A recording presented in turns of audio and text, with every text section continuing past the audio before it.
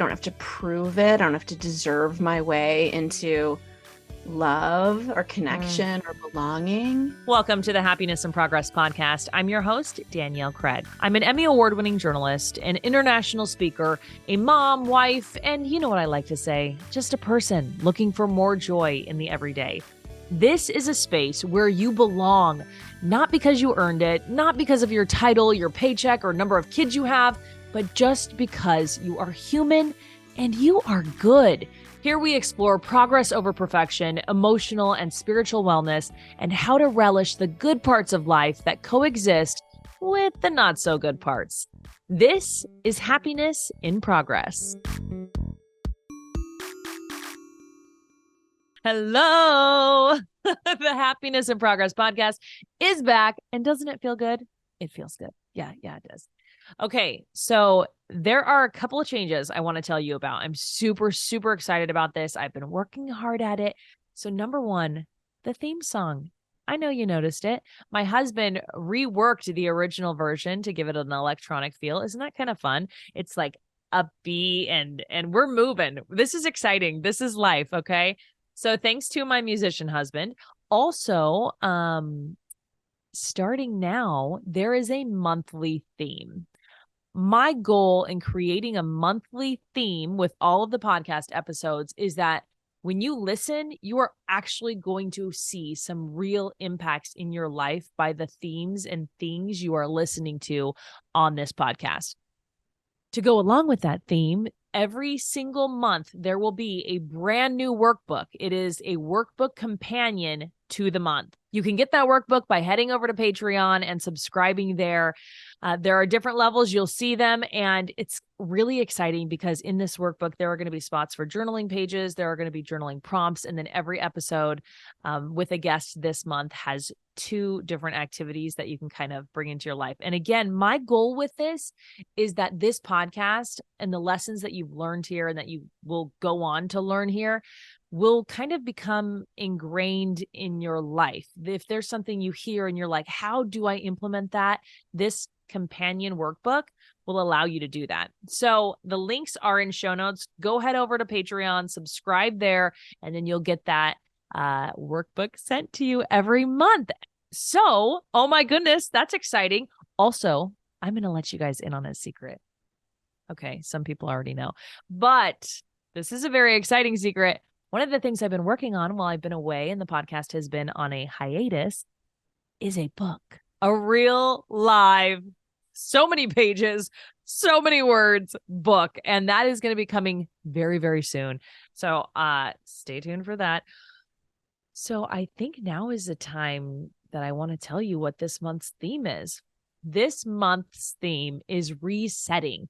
I really wanted to give you some tools and ideas on how to reset if your life just feels bleh, or you feel like you're not in the right direction that you wanted to head, or things just don't feel good. Honestly, I think this feeling comes up a lot when spring comes and you're like cleaning out your house. We're going to do that, except for we're going to kind of clean out the emotional, spiritual trauma baggage, all the things. All the things. We are starting with Andrea Scher. She is an artist, author, and a big believer in the transformative power of creativity. She wrote the book WonderSeeker, 52 Ways to Wake Up and Find Your Creativity. And that's what we're going to talk about today. Today, you're going to hear from Andrea and how to be a wonder seeker, even though you're busy, even though you're not a kid anymore.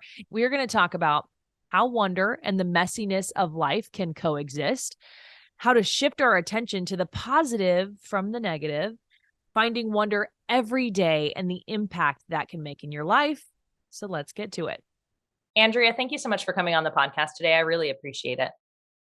Thank you for having me. Delighted.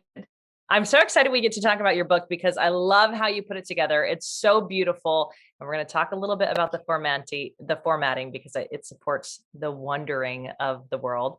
But first, let's talk about what a wonder seeker is. What is a wonder seeker? Yeah. So it's one of those questions like, what is wonder? Like I Yeah. keep asking myself over and over, and I have like different answers every time. But I think being a wonder seeker is someone who is awake to beauty, awake to delight, sort of actively looking for those things in life. So they want to feel the aliveness and the openness and the heart opening kind of experience we have when a moment of wonder arrives, right? So sometimes wonder catches us by surprise, like we're going about our day and then all of a sudden there's like a double rainbow and we're like, oh my God. And you were like sort of grab whoever's near you, like, check it out, you know? So we have this experience of like our whole body kind of lighting up with like a kind of joy and delight and like, oh my God, the world is so much more magical than I thought. What I am trying to do with this book is sort of like, how can we prime ourselves to have more of those experiences when it's not so like, hit you in the face with it, right? When it's Mm-hmm. just an ordinary day. Mm-hmm. Yeah. So a wonder seeker is someone who wants that. Yeah. As you started talking about that, the first thing I thought was aliveness. Like when you are in that state of wonder, you feel alive. Tell me about that feeling and um, why you think it's important that people tune into that. Yeah, gosh, it's a great question. I am all about aliveness, come to think of it, as a life coach and a creative person. I feel like I don't want to be somebody who misses their life. I don't want to look back and be like, wow, all those years went by and what did I do with them? Or like, was I there for it? Was I present? And so a lot of aliveness doesn't have to look like tons of energy or like a big lit up kind of thing. It's also just presence, like living our lives in an awake, conscious way that we're landing in the moments that are sacred and quiet, and we're landing in the moments that are, double rainbows like Mm-hmm. that. As a life coach and sharing your book, what have you noticed about what happens within a person when they become a wonder seeker? Mm, yeah. Well, I kind of road tested all this during COVID. So during 2020.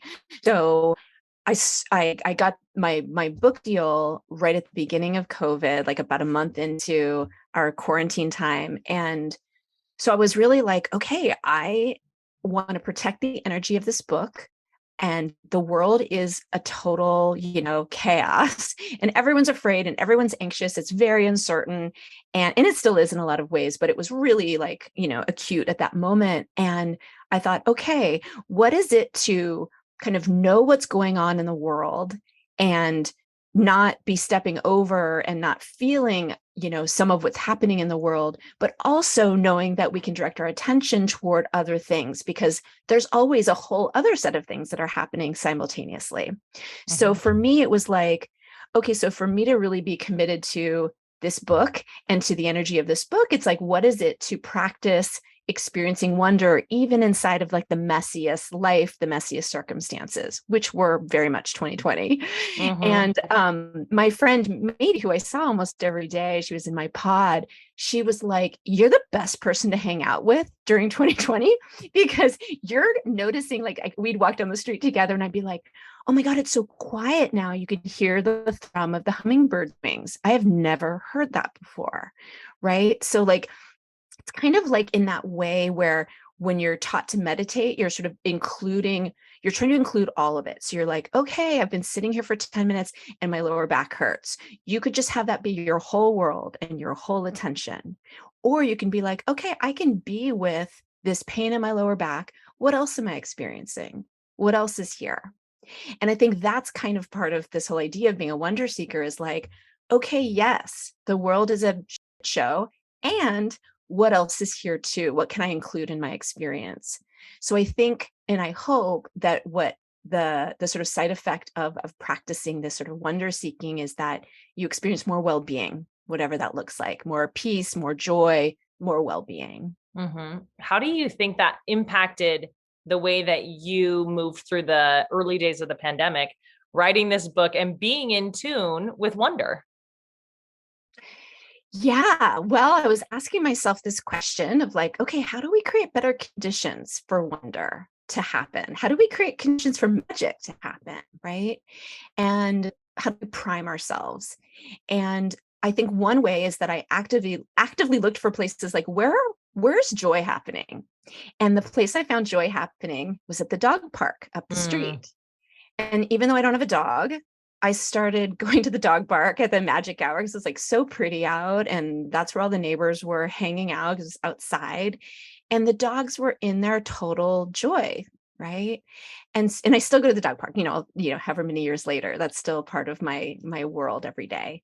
So I think it's like it's like there's a way that um bad news or gossip or like those kinds of things there's a little vortex and they kind of can suck you in, right? And they can kind of consume you. But at the same time, if you direct yourselves toward other things, moving toward kind of what you want to actually experience more of the time. So anyway, so like turning on the news, for example, that's one of those vortexes, right? Um, I think it's really about shifting our attention and turning toward the rest of life, which is actually not all bad, not all Mm-hmm. terrible, right? I Mm-hmm. don't know if I answered your question. I got a little tangent, but yeah. I loved it. And I love the analogy of, even if you have that pain, there is still beauty to look around. And that is very relatable for me right now because I've got a pain in my shoulder, but also during Yeah. the pandemic. Yeah. That was so much pain happening. I don't know that there's really a time we were feeling it collectively, but I don't know if there's a time um, where we don't get to where we're not experiencing pain. Pain is just kind of part Yeah. of this life experience. Exactly. Right. And so I love that question of like, okay, yes. And what else is here? It's not like, oh, look on the bright side or push that away. Or it's like, I'm not in that sort of Pollyanna world, but it's like, okay, and what else can we experience? Yeah. Mm-hmm, mm-hmm. Beautiful. So if someone's listening and they're like, okay, I'm liking this idea. Wonder Yeah. sounds good. What are the Uh-huh. first steps? How can they start getting in touch with that? Yeah. Okay. Well, the book sort of offers, all these different activities or, creative activities. I'm an artist, so I'm very much into like color and play and like all those kinds of things. So they're sort of like entry points, hopefully very accessible entry points into like just kind of shaking up your normal sort of routine or the ways that you think or the things that you're willing to experience or generally experience. Okay, so one invitation, for example, is to go on a wonder date. So a wonder date is really like you ask somebody, say a friend or whatever, like, hey, like, and it's just like it's like you're going to do something you would normally do, but you're creating this intention of experiencing wonder. So maybe it's like, hey, like, do you want to go on a wonder date with me? Let's go see the sunset. I haven't seen the sunset in weeks, right? Or let's go see, the stars. I bet they're really beautiful right now, and I just don't take the time to do it, right? So like for example, this Friday night I have a wonder date set up with a friend of mine where we're going to go to the science museum in Berkeley, and they have telescopes set up, and if it's not too foggy, there's like a star party, and it's free, and like everyone can look through these gigantic telescopes and like see stars really close up, which is incredible. So stuff like that. So it's really kind of, again, it's like this attention thing. It's like orienting toward wonder. It's like, oh, like when we travel, for example, we're actually, we kind of have that intention of experiencing wonder when we travel, because we're like, what have I never seen before? What have I never tasted? What if I set aside a specific amount of time to experience something delicious or joyful? It's like it's creating that time even when you're not traveling, when you're in your Mm-hmm. normal life. I love that. I have so many thoughts from that. Which one do I want to go down? Yeah, tell me. I think in the 21st century, it's so hard for us to experience wonder. You mentioned travel because we're going to get our kids in the plane, and then we're going to hand them the iPads, and then we're going to go. Right. On our last trip, my kids' first trip with being able to remember on a plane. And we said, we're not going to do iPads. And we were a little bit nervous. And we were like, Uh-huh. you're going to look outside the window. You're going to experience what it is to be flying above the clouds. That's an incredible experience. Amazing. And it made such a huge impact on our kids having Mm. that experience. Wow. What did they say? I'm curious. They loved it. First, my middle one was so afraid to be on the plane. So he ends up getting on the plane and then he's fine. And then he asked for my phone and he takes a video and he's like, look outside. You can see we're flying through the clouds. This is what it looks like to be in a cloud. And we got stuck in a cloud for some time. And it was like starting to get rainy. It was really cloudy. And we come out of the cloud and I think there were audible gasps from my kids. And they were like, oh, we just flew through a cloud. Oh my God. I love And that. I think that was really a cool experience for them. And everyone can do their own thing. And there's no shame in trying to handle children traveling and iPads and whatever, but giving them the opportunity here and there to kind of experience that wonder. Yeah. And it made me think about the question that you ask, I think in the very beginning of the book, which is, what is your first experience of wonder? Yeah. Oh my gosh. I love that question. Me Yeah. too. What is your first experience of wonder? Well, it's so funny whenever people turn that question on me, I'm like, I want to hear your experience because I don't have all of my first memories. Are a little dark, actually, like my first memory. So I don't have like all these magical sort of memories of being a child and experiencing wonder. I have a lot more recent ones than ones from childhood. But I want to hear yours. And I also just want to share that like the answers that I get are so interesting because they often say something about who someone is even now. So like somebody I asked was like, the first time I went to like a professional baseball game and I walked out and I saw the stadium, like, wow, right? Like scale can inspire wonder for us, right? And it was just this like sort of magical, like, whoa. And I was like, are you still really into baseball? And they're like, oh yeah, our family goes to, every game. And it's like, okay. So there's often a connection, which is like that thing. I don't know if it's like a seed that gets planted in our heart that like continues to like be really resonant, or if it just says something about like the fabric of who we are. I have another friend who I think I mentioned in the book who she was on a camping trip with her dad and they made pottery out of like the red clay that they were camping on. They were somewhere in Turkey. And her dad was able to like fire the pottery right there. Like he built a fire, like he did this whole thing to like fire this pottery. And she became an industrial designer as an adult. And that was her first memory of wonder. So I'm sort of fascinated by that connection. I love that. I'm going to tell you mine, but first I want to ask if you had this kind of hard childhood, it sounds like a darker childhood. Yeah. Do you think your intention to find more wonder and your focus on wonder has come out of the struggle? Yeah, absolutely. Yeah, I think a lot of my personal like spiritual practices, creative practices, it's a lot about soothing my nervous system. And creating that well-being that I was describing before. So it's like, how do I include all of my experience and honor that and sort of feel like in alignment, like there's an authenticity about how the way I move. And how do I cultivate this sense of I am safe in the world, there is joy, there is beauty, you can trust people, like that. So there's like so much to say about that because my work is definitely like healing work at the bottom of it.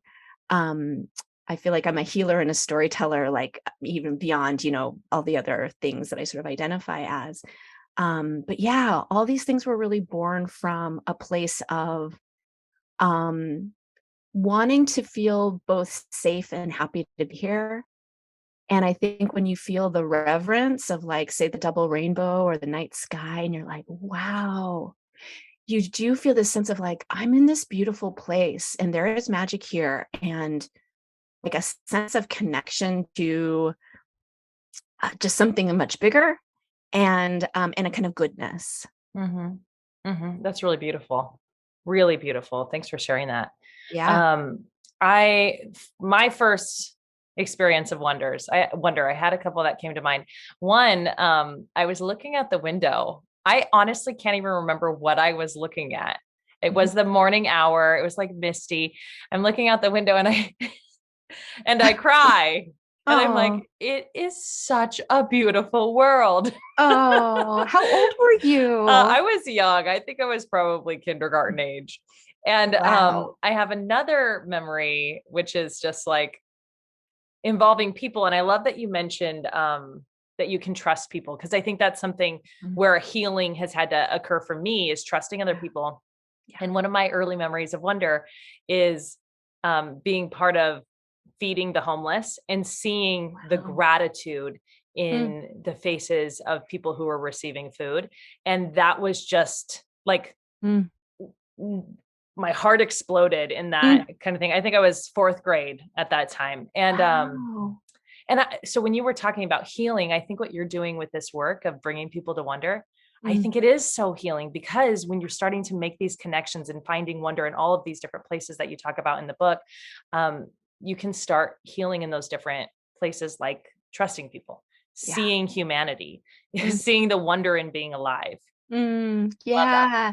Well, and also like one of the deepest places of wonder for me, Oh, I was going is to the ask you that. yeah, Yeah. and you know, it's one of the chapters is like the wonder of connection Mm, and the wonder of, so it's not, again, it's not this like big splashy kind of wonder, but the wonder of just like even you and I right now having a deep conversation. It's real, it's genuine, like there's something very sacred, like, oh wow, like we're one.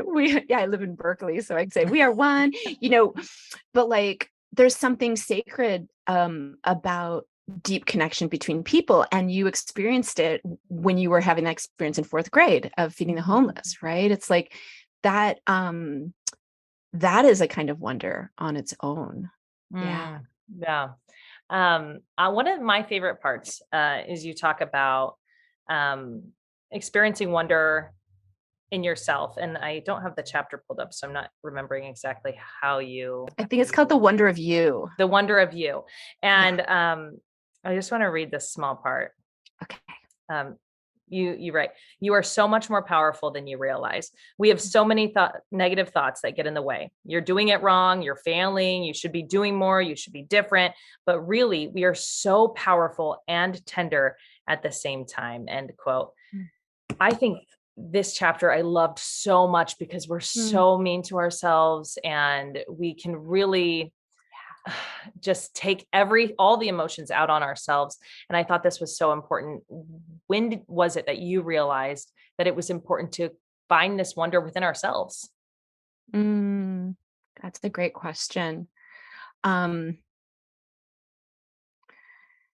Yeah, I think it's been an ongoing journey of trusting myself, trusting my voice, trusting that I'm deserving of goodness and love and deserve to be here and all those things. I don't have to prove it. I don't have to deserve my way into love or Mm, connection or belonging. I think a lot of us think we have to. We have to act a certain way, right? We have to perform. We have to do it right. We have to say the right thing. And oh my God forbid we make a mistake. Then it's like, it's the flip side, right? Like, I'm bad, I'm wrong, so there's that shame spiral. So I think there's a kind of healing journey for all of us around that. I think there's mm, something very universal. A lot of it stems from, growing up with imperfect parents, which we all did, or some sort of misunderstanding we as a kid had as a kid, like, oh, I have to be smart, I have to get good grades, or I'm not going to be loved, that kind of thing. Could be as simple as that, like a misunderstanding like that. So, um, to answer your question, like, how did I sort of come to this idea of like, oh, I have to really celebrate who I am in my own really unique sort of brew of like this human right here. I had a business for a long time called Superhero. So I was making jewelry. It was like superhero jewelry. And I had this life coaching business. It was all about superhero life and like really being kind of the hero of your own story. And so I guess that metaphor really helped me step into like, okay, what's the wisest, bravest part of me want to say right now? And I think I would call that now like my higher self. So it's like creating that distinction between what does my higher self know And then what is my fear, which is sort of like, lower on the hierarchy of like truth, right? And so having that distinction has been super helpful, because like even this week I'd never done Gestalt therapy. I really understood what it was, but my therapist had me do that this week, where I was literally like shouting at an empty chair. And then the empty chair was like my super ego, which in a lot of ways is like that fear-based self, right? So we're having this conversation and I'm toggling between being myself and like sitting in the chair of that super ego. And what I kind of understood is like, oh, like this is the part of me, or the part that was kind of my parents or somebody who was afraid, who wanted to protect me, who didn't want me to be vulnerable, who wanted me to just kind of like, bulletproof and like make their way through life without getting hurt. And then it turned into this twisted form of like, the inner critic, or the sort of, whatever. So yeah, oh my God, I could obviously I could keep going along this whole thing because it's so interesting and juicy, but like, yeah, I think we're all on some kind of trajectory to understand like, okay, that is my fear. And actually who I am is this like gorgeously unique and imperfect creature. And that's great. I want to celebrate all the ways that the ways that I uniquely do things, the way that I say them, the way that some people are attracted to me and some people aren't, all of that. Yeah, I love that. I just looked at the clock and time has flown by. I've loved talking to you. There was one thing I wanted to talk about, which was in that section of the book. And it's about superheroes. I just thought this was so cool, about kind of tuning in to your own superpowers. And you have all of these questions about how to kind of notice how good you are at stuff, what your Yeah. superpower is. Why do you think that's so important? Yeah, I mean, I think people think that things that they're naturally good at or come easy to them are not valuable. We have this idea that like struggling equals value, or like working hard makes it better. And I love leaning into ease. I love asking my clients, like, what do people just come to you for? And they're like, oh, to like organize their closet, or for relationship advice, or, to go to the car dealership and like advocate for them when they're buying a car, right? Like there's people and like they don't think that those things are incredibly powerful and valuable. So it's sort of a cataloging of like, what are the things that you do that are like fun and easy for you, that like you wouldn't even want to get paid for necessarily. And that can be this like really beautiful kind of orientation toward like, what is my work? What is my purpose? What is my service? And how does my spirit want to like show up in this life and be of service in this life? So it's a nice entry point just for either self-compassion, or or to even just orient toward like, am I doing my work in the world, my sort of path.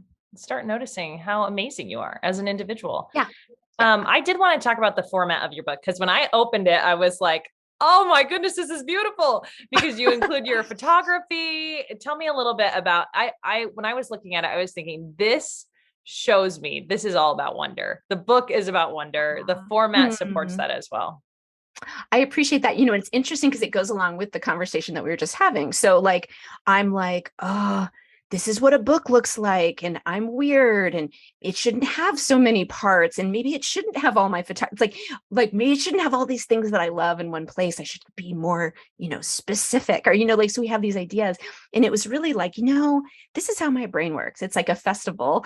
And, there's this whole festival of things that I love, that I want to show you, that I feel excited about. So it's kind of like if you came to my house, like pre-internet, you would have come over and I'd be like, okay, Danielle, I'm going to show you my visual journals, and they're full of stories and they're full of photos.